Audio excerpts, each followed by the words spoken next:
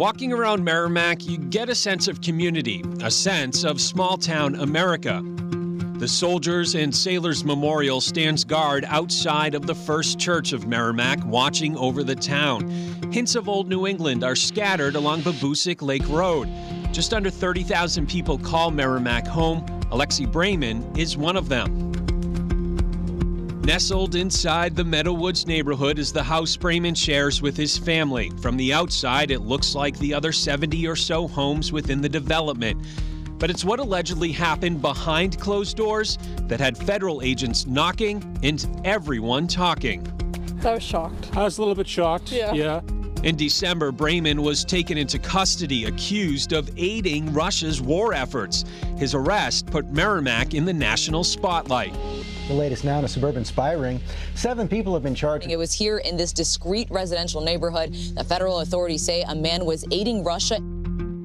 A criminal docket filed in U.S. District Court of Eastern New York accuses Brayman, along with a New Jersey resident and 5 Russian nationals, of purchasing electronics and sophisticated testing equipment here in the U.S.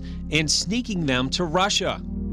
The 35-year-old Brayman allegedly used his home as a transshipment point where items were repackaged and reshipped to several intermediate locations throughout Europe and Asia before arriving in Russia, including materials used to develop hypersonic and nuclear weapons. I'm not surprised that an operation like this was going on. William Walforth is the Daniel Webster Professor of Government at Dartmouth College.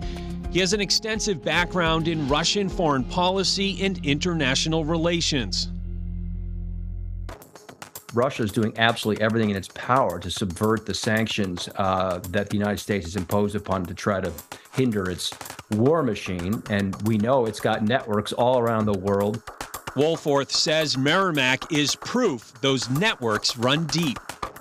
In some sense, the U.S. and its allies are a much richer target for this kind of operation because that is where, namely the U.S. and its chief allies, is where some of the most valuable high technology goods are located, where they are manufactured. And countries like Russia, which aspire to first-class military capabilities, don't have the capacity to make some of these inputs themselves.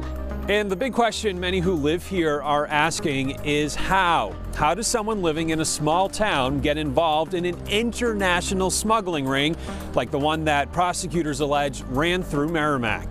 Is it ideological conviction, namely, I love Russia, I really want to help Russia?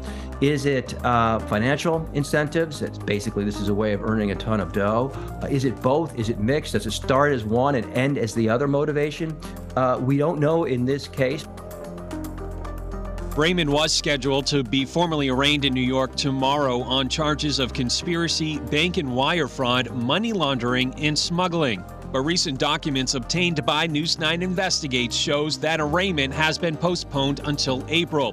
Brayman's attorney writing, quote, "The parties respectfully request a continuance until mid-April 2023 so that the parties may continue discussions, including discussions related to possible early resolution of this matter."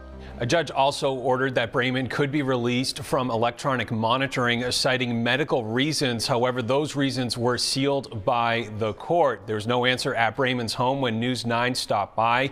His attorney has not answered our request for comment. Reporting in the newsroom, I'm Tim Callery, News 9 Investigates.